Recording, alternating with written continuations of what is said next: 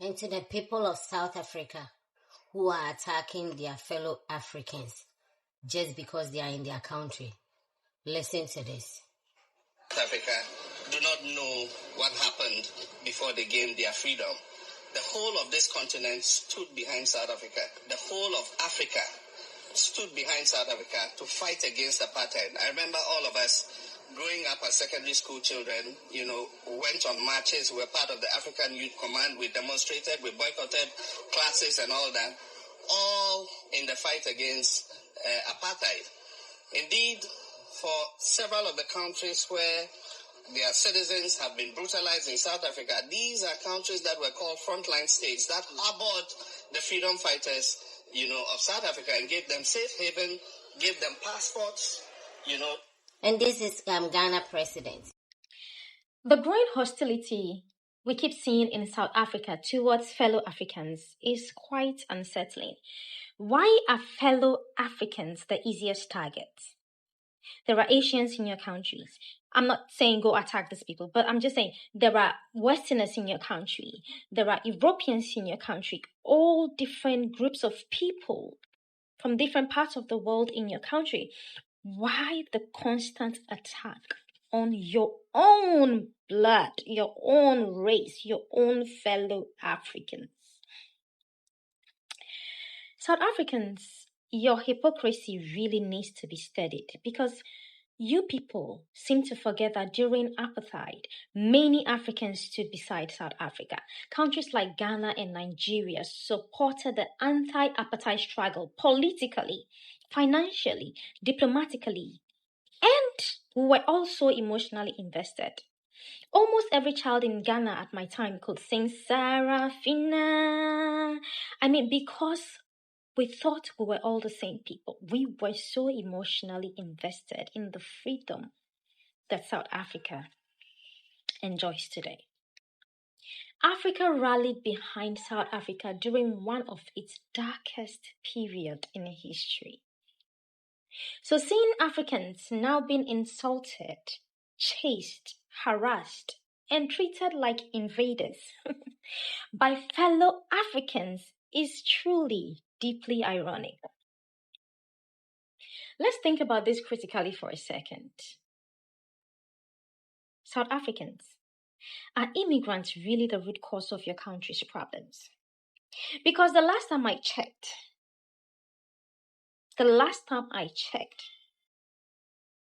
most of your resources, at least 80% of your resources and lands are being controlled by the other group of people. Are being controlled by a whole another race who are now South Africans. Let's put it that way. So really,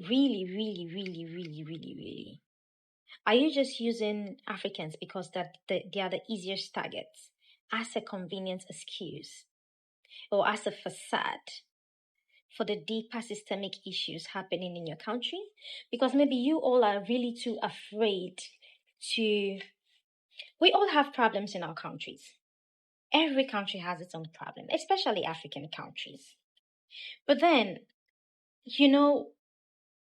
other countries have they have been able to confront what their problems are without blaming other people for their own problems. So let me say this, and let me say this clearly. Wanting secure borders is not wrong. Every country has a right to immigration laws, but there's a huge difference between law enforcement and xenophobia, and the latter is clearly what South Africa's modus of operandi is. Anyway, let me go and mind my business. A South African woman tells a Ghanaian man to go and fix his own country. That video goes viral and the whole world watches us as we fight each other again. But before you point fingers at South Africa, let's talk about 1969, when Ghana expelled over 2 million people from their borders, and most of them were Nigerian. Then in 1983, Nigeria answered. 2 million undocumented West African migrants gone, more than half of them Ghanaian. And the bag that they packed their lives into Well, Nigeria called it the Ghana Must Go bag, and that bag still sits in markets across West Africa today, a monument to our division. And now some Ghanaians hold grudges against Nigerians, and some Nigerians look down on Ghanaians. Some African Americans reject their African heritage, and African parents warn their children away from the diaspora. We are a house divided, and we keep handing our enemies the tools to tear us apart. When the colonizers came, they didn't outnumber us. They found a continent of kingdoms. So how did a people so few in number bring down empires that had stood for millennia? They didn't conquer us with their armies. They conquered us with whispers, weapons given to one neighbor against the other. Before the Berlin Conference, the Asante Empire controlled trade routes worth millions in gold and cola alone. The British didn't defeat them on the battlefield first. First, they armed the Fanti, the Asante's coastal rivals, and then they walked in and collected the pieces. Titles offered to kings willing to betray their own, drink and money and manufactured grievance. They sowed seeds of division so deep that we're still harvesting them today. And while we argue about borders that they drew, while we expel each other from lands that were never theirs to name, while we debate who belongs where on a continent that God gave to all of us, they're back with contracts, with lithium mines and cobalt deals and green energy pipelines. The same hands that extracted our people are now extracting our earth. This wasn't random. In 1452, the Vatican issued a doctrine that gave European monarchs legal authority to invade, enslave, and seize the land. God placed everything that his people needed beneath their feet, and we're fighting over which African deserves to stand on it. Our enemy isn't Haiti. Our enemy is not in Lagos or Accra or Joburg. Our shared enemy is the same one who came to our shores centuries ago. No African is a foreigner in his own land, but a house divided cannot stand, and they know that. The only question is, do we? Because if we didn't know, now we know. You know what's funny?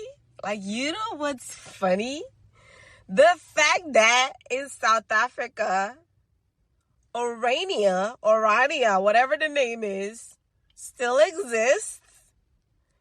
And yet, some South Africans think that Kofi or Okechukwu is their problem. Make this make sense.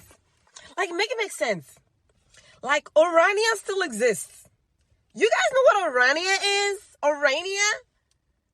But South Africans think Kweku or Kwesi or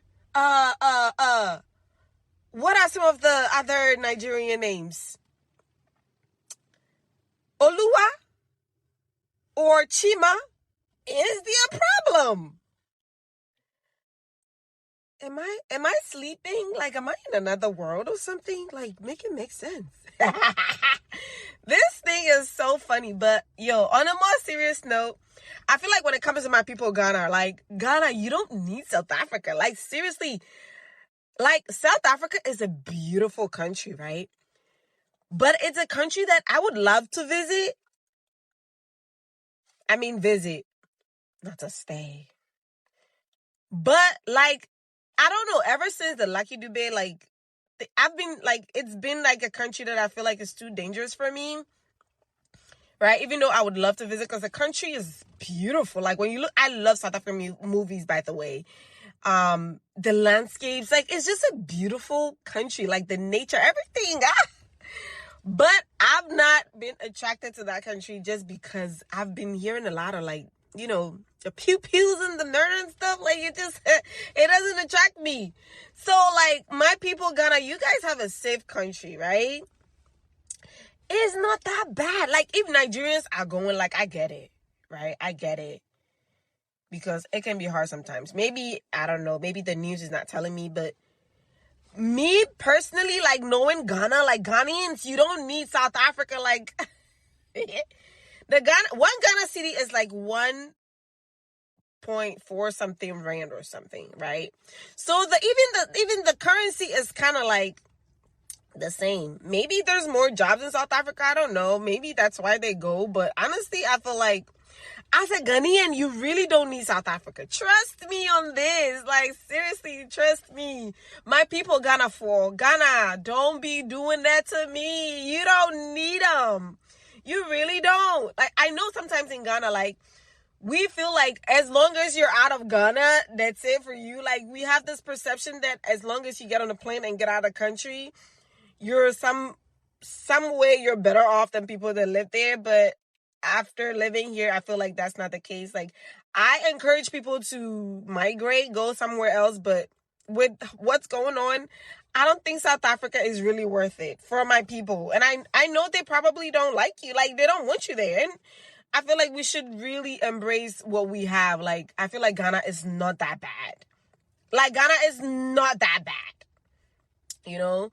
So, yeah, like, I wish I could find a way for people to come to America and other places, but not like a place where you're being, like, tortured and stuff. Like, you know, like, there's people being stopped by South Africans talking about, where's your papers? Like, they're the immigration people. Like, this is so sickening and so funny at the same time. Like, my people, don't embarrass us. Like, we're, Ghana, like, like, it's not all that great, but it's not that bad. You guys get what I'm saying? Like, it's not that bad for you to go through all that torture. No. And that humiliation, no. Please, let's not do that. Let's not do that, because, nah. Okay, guys, I'm just like, okay.